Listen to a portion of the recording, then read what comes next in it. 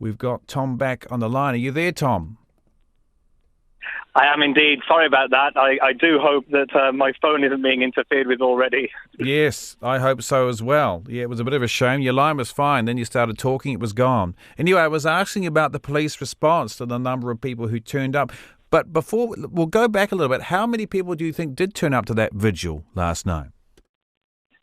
Well, we often see hundreds of thousands of all ages turning up, as they have done for almost 3 decades, one of the few places on Chinese soil where you can actually do so and mark the Tiananmen massacre. We expected a couple of thousand last night, to be honest. But as we turned up, we saw people of all ages clambering over metal barriers that have surrounded the perimeter of this huge park. And I think it's safe to say thousands, possibly tens of thousands. But because this was pretty impromptu act of defiance by just so many. There were no official figures put out there, but they were filling these football pitches, as some drone footage we acquired showed. And yeah, I think it speaks to volumes, really, as how little influence it seems the police were able to have in controlling the numbers yesterday. How did they respond to the numbers once the numbers were there? Well, they appeared to leave well alone. They'd indicated a bit earlier in the day that they won't interfere if it remains peaceful. But they did try to ensure that, it all went down on the grass nearby rather than at the usual football pitches.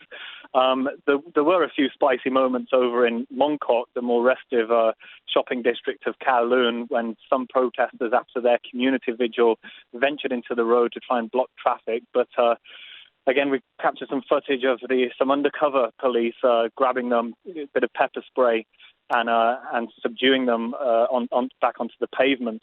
Of course, neighboring Macau, another special administrative region, autonomous from China, outright banned the vigil this year, and there's a lot of concerns with the new national security law I know you want to talk about, that this may be one of the last times that, semi-legally at least, it can be held in the city. Yeah, that security law. Now, there's the national anthem bill that became law. Is that the only thing that's come into law in the last few days? There's more, isn't there? It's been a very busy week, very busy month, actually. A month of mayhem as far as many activists and Democrats are concerned. If you cast your mind back exactly a year ago, people were beginning to protest against this ill-fated extradition law that could have seen people ferried off to mainland China for certain crimes. Now, in the past few weeks, under the cover of COVID, if you will, we're seeing 2 rather draconian pieces of legislation being pushed through. One is going through the local parliament, or rather it was passed yesterday on the anniversary of the Tiananmen massacre, which could see people jailed for 3 years for mocking the Chinese national anthem, March of the Volunteers, or they could receive a huge fine. And so a lot of concerns about civil liberties, freedom of speech. A lot of that, I believe, was prompted by what Beijing was seeing over recent years, when people at football matches would turn their backs, raise their middle fingers, and boo during the Chinese national anthem. It seems they just cannot tolerate seeing, I guess. But a lot of shenanigans in the legislature trying to block that going through. But yesterday, we got that locally legislated national anthem bill. But this is separate, of course. I was going to ask you, Tom, what constitutes mocking a national anthem? It sounds to me like turning your back and giving the middle finger is pretty good. Mooning might be even more. Possibly people in Hong Kong are too polite to do that. What about singing it out of tune? Will that get you 3 years in jail? That's a very good question. What if you repeat the first line, which is "Arise, all ye who don't want to be slaves"? Some people may parody it and sing their own versions. So I'm sure there will be some certain frontline activists who'd be very interested in testing out the law. And not to mention, Hong Kongers have already invented their own national anthem called "Glory to Hong Kong." Whether that will become illegal, whether under this law or the national security law that's looming, is another question too. But we know that a lot of these kinds of laws are often applied quite broadly in the mainland, so that's a big concern in itself. I would have thought a good way of testing the national anthem law for a whole lot of protesters to start singing the national anthem out of tune or with rude lyrics and see how the police respond. Well, that may be an idea that you can give to them, but I'm sure there's going to be a lot of test cases with this, of course. But the big difference is this has actually gone through some legislative process in the local parliament here. I mean, objects were thrown and there were fisticuffs at one point over it as Democrats tried to stop it from happening. It's been passed, but the big question now, and just really overshadowing the questions over that one, is a national security law, because this law is being instituted directly from China, inserted into the mini-constitution of Hong Kong. It's getting no legislative oversight. It's being imposed upon the city, sort of being inserted through the back door in Annex 3, an appendix of the basic law here, as we call it. So that one has raised a lot more concerns. Do people understand what that national security law, which has come from Beijing, covers? Sedition, subversion, terrorism, things like this, which in many other countries are either considered quite archaic or they're applied a lot more specifically.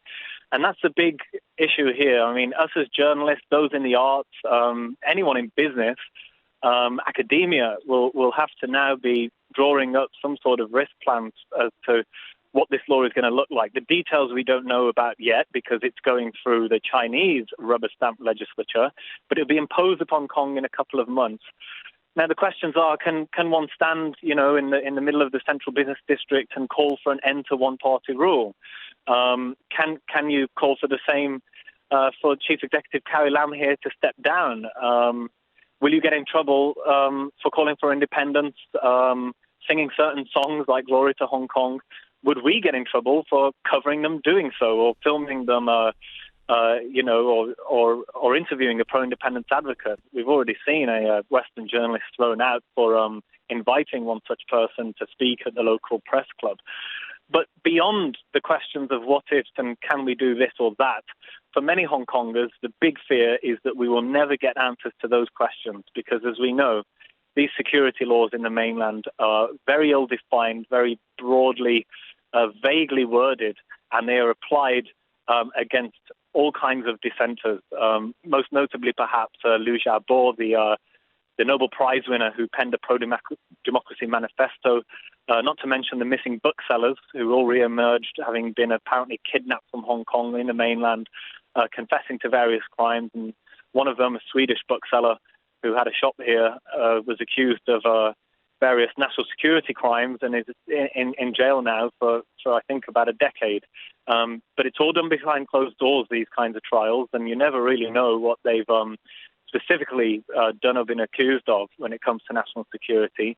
And this, of course, is meant to be a free city with freedom of speech, freedom of the press, freedom of expression, religion. And so marrying those civil liberties that have been enshrined in the mini-constitution here to this rather draconian Chinese law that's about to be inserted, many have hailed this the death of Hong Kong. And we hear that a lot over recent years, but I think it's probably fair to say that the city has been at least wheeled out to life support now. Is it a case of Carrie Lam having attempted to bring in legislation which Beijing wanted and having been forced to backtrack, that Beijing is now, and I hate to use this phrase, it's a hackneyed one, but doubled down and come with its own legislation, which is even tougher than what initially the local executive was suggesting? That's exactly the case, actually. There's always been part of the basic law called Article 23 that was meant to be instituted locally through the local legislature as national security legislation. But unfortunately, just after the handover in 1997, around 2003, during the Asian economic crisis and the SARS crisis, the biggest protest yet, I think, in Hong Kong history back then, prompted the government to scrap it. And it ended up with the ousting of the first post-colonial leader, Tung Chee-hwa. And since then, no one dared touch it, even though the pro-Beijing dominated legislature here had the votes most of the time to pass that law. And it seems, as you said, Beijing has run out of patience, having seen those scenes last year of mass unrest, almost weekly tear gas and almost 2,000 arrests. Almost over 8,000 arrests, I should say. They're now cracking down and seeing things like the national anthem being mocked, the national emblem being covered in ink, and and vandalism and young people burning Chinese flags has prompted them to use the nuclear option, as some have put it. And, businesses are very concerned about what this is going to mean for them. And we've seen a fierce reaction from the UK and the US. The US saying that it's now not considering Hong Kong to be autonomous from China anymore, and it's going to treat it in the same way when it comes to trade. Perhaps it's going to be drawn into the trade war now. And then the UK saying that for those who have got British overseas national passports, which never really gave people the right to live in the UK when half of the population here inherited them after the handover, they've said that there's going to be a path to citizenship for them now if this law is inserted into the constitution here. So some unusually strong reactions, actually, at least from the UK and US. Tom, do you think that the strategy of China and Xi Jinping is let's wear Hong Kong down, that they're counting on Hong Kong people just not having the energy to go through all the protests that we saw last year again? Because it seems exactly the same things are at stake as 12 months ago. Yeah, much hated law being forced through legislative process, prompting fisticuffs in the parliament and then mass protests. It just seems to be history repeating, I think, for a lot of Hong Kongers, comparing it literally this week a year ago. But that huge act of defiance we saw last night may give some clues as to what kind of summer we may be in for in terms of more defiance on the front lines. A lot of those protesters who were throwing Molotovs on the front lines last year have been picked off, perhaps arrested, facing rioting charges, some of them maybe jailed for up to 10 years. But behind them, there are a lot of other protesters. And then if you look at any survey, although much of the demonstrations have been in hibernation during the COVID crisis, the anger is still there. And I think, if anything has become clear over this decades-long democracy movement is that this is a city of protest, a city of defiance. And I would not be surprised if we're going to be very busy in our newsroom over the coming weeks and months with some key anniversaries coming up. The anniversary of the 2019 protest next week, the annual pro-democracy march on July 1st. Wouldn't be surprised if we see some mass marches as well as some unrest, I think, in the months to come. We saw almost a third of the city hit the streets last year with a 1 million-man march, a 2 million-man march in a city of 7 million. So I don't think Hong Kongers will be going down quietly as this troublesome law comes into effect, possibly as soon as September. Tom, thank you very much for joining us this evening. Thanks for having me. That's Tom Grundy from the Hong Kong Free Press. You're listening to Lately on RNZ National. Brian Crump filling in for Karen Hay.